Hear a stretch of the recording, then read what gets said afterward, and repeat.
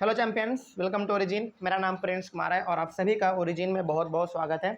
इस video lecture के through हम पढ़ेंगे अपने एक नए टॉपिक को जिसका नाम है why does a country need a constitution. यानी कि किसी भी कंट्री को क्यों संविधान चाहिए, क्यों कॉन्स्टिट्यूशन चाहिए। क्या यदि कॉन्स्टिट्यूशन नहीं रहेगा तो क्या वहाँ पे काम धाम नहीं होगा, क्या वहाँ पे नियम कानून नहीं होंगे क्या।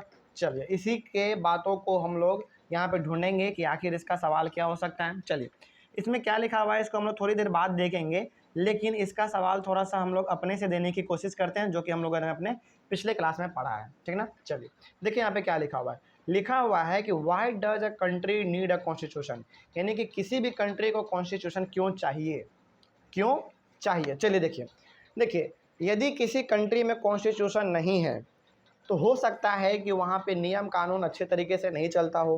किसी ने किसी का मर्डर कर दिया लेकिन उसके ऊपर कोई फैसला नहीं हो रहा है, क्यों मर्डर किया, है ना।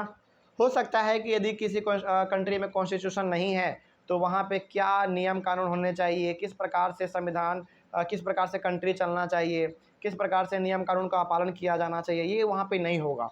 ऐसा हो सकता है। लेकिन जिस कंट्री में कॉन्स्टिट्यूशन होगा वहाँ के लोग ज़्यादा समझदार होंगे, वहाँ के लोग अपने नियम कानून को जानते होंगे, समझते होंगे, बिना मतलब के किसी से लड़ाई झगड़ा नहीं करते होंगे, है ना। तो देखिए जिस कंट्री में कॉन्स्टिट्यूशन नहीं है वो भी कंट्री चलेगा, वो भी कंट्री अच्छे से चलेगा, लेकिन उस कंट्री में सुख शांति का माहौल बना हुआ नहीं रहेगा, है ना। कोई भी किसी के घर में गया मर्डर करके आ गया, कोई किसी को धक्का मार दिया, उसके ऊपर कोई सुनवाई नहीं हो रही है। तो यहाँ पे सवाल ये है कि यदि कॉन्स्टिट्यूशन नहीं है तो सिस्टम तो चलेगा, कंट्री तो चलेगा, लेकिन एक सिस्टमैटिक वे में, एक अच्छी तरीके से नहीं चल पाएगा, है ना। तो इसीलिए यदि आप चाहते हैं कि कंट्री में शांति का माहौल बना रहे, हर कोई अपने आप में बिल्कुल एकदम बराबर रहे, है ना, हर कोई आपस में लड़ाई झगड़ा ना करे, तो कॉन्स्टिट्यूशन होना चाहिए, बिल्कुल होना चाहिए। क्योंकि कॉन्स्टिट्यूशन हमारा क्या है, मेनली एक रिटन डॉक्यूमेंट है जिसमें कि हमारा नियम कानून लिखे हुए रहते हैं, है ना। उसके कारण कोई भी आदमी किसी से लड़ाई झगड़ा नहीं करेगा, शांति का माहौल बना रहेगा, कोई किसी का बिना मतलब का मर्डर नहीं कर देगा, इस प्रकार का। चलिए अब आते हैं थोड़ा सा अपने बुक में क्या लिखा हुआ है देख लेते हैं। देखिए today most countries in the world have a constitution. आज के दौर में जितने भी हमारे पृथ्वी पे अलग अलग कंट्री हैं, लगभग हर एक कंट्री के पास अपना है कोई ना कोई एक कॉन्स्टिट्यूशन है। देखिए अब यहाँ पे बच्चों को कन्फ्यूजन ये होता है कि सर क्या जो कॉन्स्टिट्यूशन भारत में है क्या यही कॉन्स्टिट्यूशन नेपाल में होगा, क्या यही कॉन्स्टिट्यूशन भूटान में होगा, बांग्लादेश में होगा, पाकिस्तान में होगा, अमेरिका में होगा, श्रीलंका में होगा, ऑस्ट्रेलिया में होगा। नहीं, हर एक कंट्री का कॉन्स्टिट्यूशन अपना अलग अलग होता है। यानी कि हर एक कंट्री का अपना जो रिटन डॉक्यूमेंट है, वहाँ पे क्या नियम कानून चलने चाहिए, ये सब कंट्री का अलग अलग अपना होता है ना। इंडिया का अलग है, बांग्लादेश का अलग होगा, पाकिस्तान का अलग होगा। तो खैर अलग अलग कंट्री के पास अपना एक खुद का कॉन्स्टिट्यूशन है ना। और उस कॉन्स्टिट्यूशन में उस कंट्री में रहने वाले लोगों के लिए नियम कानून बने हुए हैं। जैसे हमारे इंडिया के जो कॉन्स्टिट्यूशन है इसमें हमारे लिए नियम कानून बने हुए हैं, है ना। हमको क्या करना चाहिए क्या नहीं करना चाहिए हमारे लिए बने हुए हैं। जो नेपाल में होंगे नेपाल वालों के लिए बने होंगे। चलिए आगे बढ़ते हैं फिर। तो पहले पॉइंट में ये लिखा था कि आज के दौर में हर एक कंट्री के पास लगभग अपना एक कॉन्स्टिट्यूशन है। उसके बाद a constitution defines the type of government और political system a country has. तो कॉन्स्टिट्यूशन ही ये डिफाइन करता है, कॉन्स्टिट्यूशन ही ये डिफाइन करता है कि उस कंट्री में किस प्रकार का गवर्नमेंट होगा, यानी कि किस प्रकार के सिस्टम वहाँ पे चलाए जाएंगे, है ना। तो यहाँ पे हमारे पास तीन अलग अलग सिस्टम है। जैसे देखिए यहाँ पे क्या लिखा हुआ है, different countries have different system. अलग अलग कंट्री के पास अपना अलग अलग सिस्टम होता है, यानी कि कंट्री चलाने के लिए अलग अलग सरकार होते हैं, अलग अलग फॉर्म ऑफ गवर्नमेंट होते हैं, है ना। चलिए उसी के बारे में आज थोड़ा सा हम लोग जान लेते हैं कि अलग अलग कंट्री किस किस प्रकार से चलाए जाते होंगे। तो हमारे पास चलाने के लिए तीन सिस्टम है। पहला है मोनार्की, उसके बाद डिक्टेटरशिप, उसके बाद डेमोक्रेसी। इन तीनों को एक एक करके समझ लेते हैं हम लोग। देखिए पहला क्या है, there are monarchies in which the king is the centre of power. तो हमारे पास किसी भी कंट्री को चलाने के लिए तीन सिस्टम है। तो पहला सिस्टम का नाम है हमारा मोनार्कीज। मोनार्कीज में ये होता है ना कि जिस भी कंट्री में यदि मोनार्की वाला सिस्टम है तो वहाँ पे ये होगा कि जो राजा होंगे ना, वहाँ पे राजा के पास ही सारा का सारा पावर होगा। मतलब वो हो गया ये, मतलब ये हो गया कि मोनार्की जिस कंट्री में होगा उस कंट्री में राजा वाला शासन चलता होगा, राजा वाला, है ना। जैसे कि हम लोग कभी कभी मूवी में देखते हैं ना, राजा वाला शासन इस प्रकार का, है ना। तो मोनार्की में मेनली हमारा शासन किसका होता है? राजा का होता है, ठीक है। और इस मोनार्की वाले सिस्टम में ये भी होता है कि राजा का बेटा ही राजा बनता है, राजा का बेटा ही राजा बनता है। तो जिस कंट्री में मोनार्की होगा तो समझ जाइएगा कि वहाँ पे राजा वाला सिस्टम चलता होगा और राजा का बेटा ही राजा बनता होगा। दूसरी बात ये कि मोनार्की में पूरा का पूरा पावर किसके हाथ में होता है? किंग के हाथ में होता है। यानी कि वहाँ पे राजा है तो ठीक है, यदि महारानी है तो भी ठीक है ना। तो पूरा का पूरा पावर किसके हाथ में है? किंग के हाथ में, यानी कि राजा के हाथ में। अब सवाल है कि ये पावर क्या है? देखिए, पावर का मतलब ये हो गया कि राजा को जो मन करेगा वो नियम पास कर देगा, जिसको जो सज़ा देना चाहेगा वो सज़ा दे देगा, है ना। मतलब कि जो उसके मन में आ जाएगा वो उसको कर देगा। इस प्रकार का जो पूरा का पूरा पावर है ना, पूरा का पूरा जो पावर है वो राजा के हाथ में ही होता है। जैसे हमारे इंडिया की यदि हम लोग बात करें तो यहाँ पे नियम कानून बनाता कोई और है, पालन कोई और करवाता है ना। यदि कोई उसको नहीं मानता है तो सज़ा भी कोई और देता है। यानी कि पावर यहाँ पे इंडिया में एक हाथ में नहीं है, अलग अलग हाथ में है। लेकिन मोनार्की में जो है ना, राजा के पास ही पूरा पावर आता है, नियम भी यही बनाएगा, पालन भी यही करवाएगा, सज़ा भी यही देगा, है ना। तो ये होता है हमारा मोनार्की में। तो सिंपल वर्ड में यदि कहा जाए कि मोनार्की कैसा सिस्टम होता है, तो मोनार्की एक ऐसा सिस्टम ऑफ गवर्नमेंट है, एक ऐसा सिस्टम है जहाँ पे कि राजा का बेटा ही राजा बनता है और पूरा का पूरा पावर हमारा राजा के हाथ में ही होता है। उसके बाद फिर हमारा dictatorship. There are dictatorship in which a leader का मतलब कौन? Head of the military is the most powerful. Dictatorship में क्या होता है? देखिए, मोनार्की में तो राजा का शासन चलता है, राजा वाला सिस्टम चलता है, लेकिन डिक्टेटरशिप में यहाँ पे चलता है शासन किसका? मिलिट्री के हेड का। अब मिलिट्री का हेड कौन होता है? देखिए, मिलिट्री का हेड जैसे हमारा यहाँ पे आर्मी है, सॉरी, जैसे आर्मी है, फिर से नेवी है, एयर फोर्स है ना। अलग अलग हमारे यहाँ पे मिलिट्री है, अलग अलग है। तो उस मिलिट्री का जो हेड होगा ना, वही उस कंट्री पे रूल करेगा। मतलब कि यदि हमारे इंडिया का जो आर्मी है ना, इस आर्मी का जो हेड होगा वही कंट्री पे रूल करेगा, तब जाके कहलाएगा डिक्टेटरशिप। तो इसमें डिक्टेटरशिप में कौन पावर करते हैं कंट्रोल?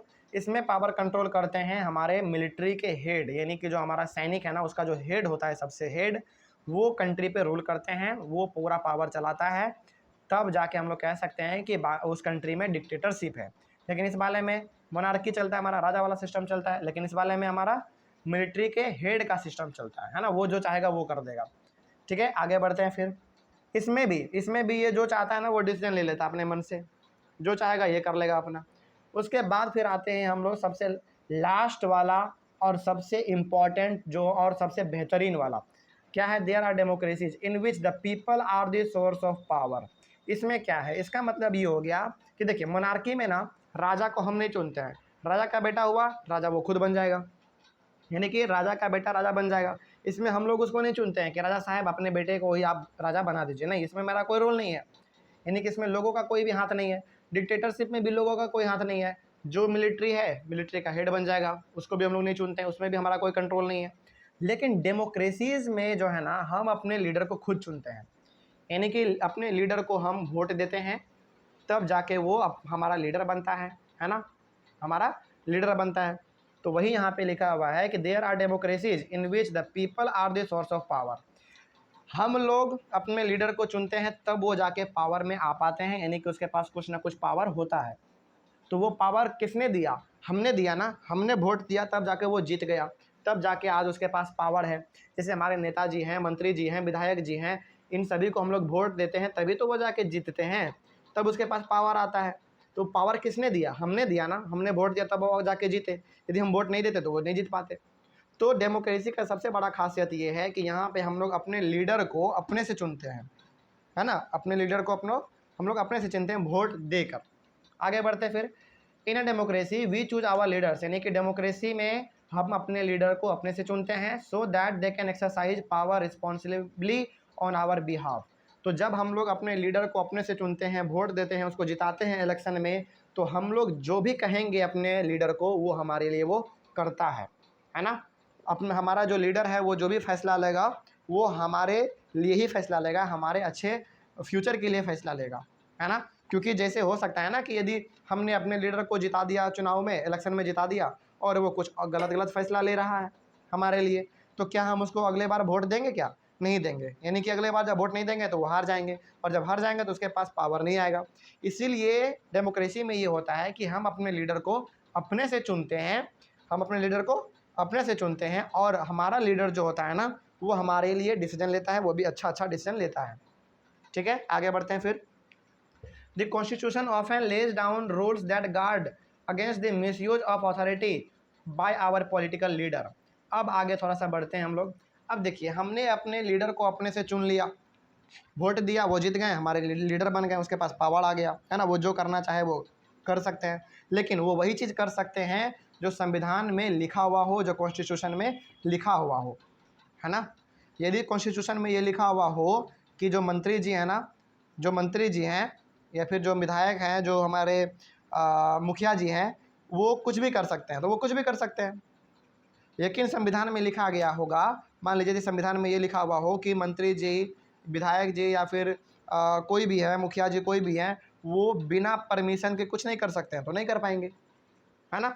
तो मतलब ये हो गया कि जो हमारे लीडर हैं ना, जो हमारे लीडर हैं जिसको हम लोग वोट देके चुने हैं, जो जीत गए हैं, वो अपने मन से कोई भी नियम कानून पास नहीं कर सकते हैं। वो वही चीज़ करेंगे जो संविधान में लिखा हुआ है, जो रूल्स एंड रेगुलेशंस है, वो भी अपने मर्जी का कुछ नहीं कर सकते हैं, है ना। यदि रोड पे बिना हेलमेट के निकलेंगे बाइक चलाते हुए, तो उन पे भी चालान कटेगा, उनको भी फाइन देना पड़ेगा, है ना। तो नियम कानून तो सभी के लिए बराबर बने हुए हैं। ठीक है, चलिए आगे बढ़ते हैं फिर। तो संविधान इस चीज़ का हमको राइट देता है, यानी कि जो हमारा कॉन्स्टिट्यूशन है वो हमको ये बताता है कि आपका जो लीडर है ना, वो भी अंधाधुन जो चाहे वो डिसीजन नहीं ले सकता है, उसको भी डिसीजन वही लेना पड़ेगा जो संविधान में लिखा हुआ होगा, है ना। उसके अलावा वो कुछ भी अलग से डिसीजन नहीं ले सकता है। उसके बाद फिर क्या लिखा हुआ, the Indian constitution guarantees the right to equality to all person and says that no citizen can be discriminated against on grounds of religion, race, caste, gender and place of birth।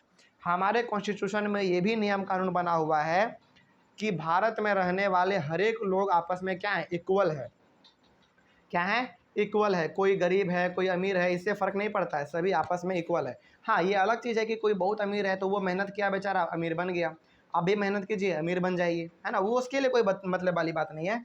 मतलब वाली बात यहाँ पे ये है कि चाहे गरीब हो, अमीर हो, हर किसी के लिए नियम कानून क्या है, बराबर है। यानी कि नियम कानून सभी के लिए क्या है, इक्वल है ना। चाहे बड़े से बड़े अमीर आदमी हो, छोटे से छोटे आदमी हो, कोई भी हो, हर एक के लिए नियम कानून बराबर बने हो। वही लिखा हुआ यहाँ पे, the Indian constitution guarantees the right to equality to all person. तो इक्वालिटी का मतलब क्या, बराबरी, और ये बराबरी का अधिकार सभी के पास बराबर है, कोई यहाँ पे छोटा बड़ा नहीं है, हर एक कोई आपस में इक्वल है, सभी के पास सभी अधिकार है। And says that no citizen can be discriminated against on grounds of religion, race, caste, gender and place of birth. और कोई भी इंसान किसी दूसरे इंसान के साथ भेदभाव नहीं कर सकता है ना। जैसे कभी कभी होता है ना, यार तुम गरीब हो तुम हटो यहाँ से, है ना, तुम छोटे कास्ट से आते हो तुम हटो यहाँ से, तुम काले हो तुम हट जाओ यहाँ से, है ना। इस प्रकार का आप नहीं कर सकते हैं किसी इंसान के साथ, है ना। जैसे उसका धर्म क्या है, रिलीजन क्या है, हिंदू मुस्लिम सिख ईसाई क्या है, इसके नाम पे आप उसके साथ भेदभाव नहीं कर सकते। अरे तुम मुस्लिम हो तुम हट जाओ यहाँ से, अरे तुम सिख हो तुम हटो यहाँ से, तुम मेरे साथ मत रहो। इस प्रकार का आप भेदभाव नहीं कर सकते हैं। उसके बाद रेस, कास्ट, जेंडर, तुम किस कास्ट से आते हो, है ना, तुम्हारा कास्ट छोटा है या बड़ा है, तुम मेल हो फीमेल हो, एंड प्लेस ऑफ बर्थ, तुम्हारा जन्म कहाँ पे हुआ, तुम्हारा जन्म झुग्गी झोपड़ी में हुआ या बड़े बड़े महल में हुआ, इससे कोई फ़र्क नहीं पड़ता है। आप किसी के साथ भेदभाव नहीं कर सकते हैं। यदि आप भेदभाव किसी के साथ कर रहे हैं, उसके रिलीजन के नाम पे, उसके कास्ट के नाम पे, उसके जेंडर के नाम पे, उसका जहाँ पे जन्म हुआ उसके नाम पे यदि आप उसके साथ भेदभाव करते हैं, है ना, तो हो सकता है आपको जेल, बिल्कुल सही बात आपने सुना, आपको जेल भी हो सकता है। तो इसीलिए यदि आप करते थे भेदभाव किसी के साथ, तो अब आप भेदभाव नहीं कर सकते हैं, है ना, क्योंकि हर एक कोई आपस में क्या है, इक्वल है। ये राइट हमको कौन देता है, ये राइट हमको अपना कॉन्स्टिट्यूशन देता है, क्योंकि हमारे बुक जो है ना, हमारे कॉन्स्टिट्यूशन जो है वो उसमें लिखा हुआ है कि कोई भी इंसान किसी के साथ किसी भी प्रकार का भेदभाव नहीं कर सकता है, हर एक कोई आपस में इक्वल है।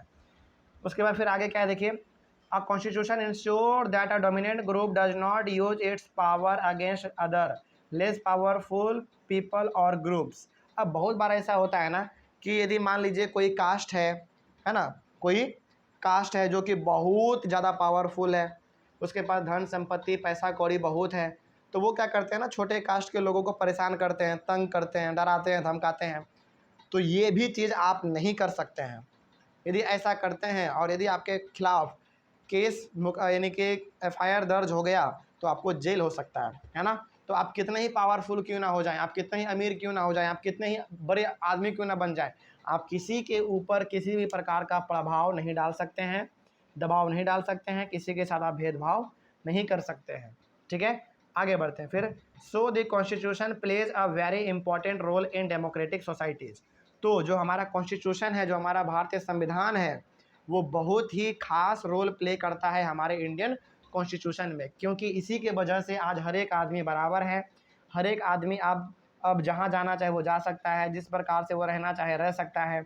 हर एक के लिए नियम कानून बराबर है ना। तो संविधान का होना किसी भी कंट्री में इसलिए ज़रूरी है ताकि वहाँ पे शांति का माहौल बना रहे, हर कोई आपस में इक्वल रहे, सभी के लिए नियम कानून बराबर रहे। तो आई होप आपको ये टॉपिक समझ में आया होगा। उसके बाद फिर हमारा इसी टॉपिक का एक छोटा सा टॉपिक है एक अलग कंट्री के बारे में, जिसका नाम है नेपाल। तो नेपाल में किस प्रकार से सिस्टम चलता है ये हम लोग अपने अगले वाले क्लास में देख लेंगे। आई होप आपको यहाँ तक समझ में आ गया होगा। तब तक के लिए thank you very much and have a nice day. और आप चाहें तो इसका स्क्रीनशॉट लेकर नोट्स भी बना सकते हैं, ठीक ना। चलिए, थैंक यू वेरी मच।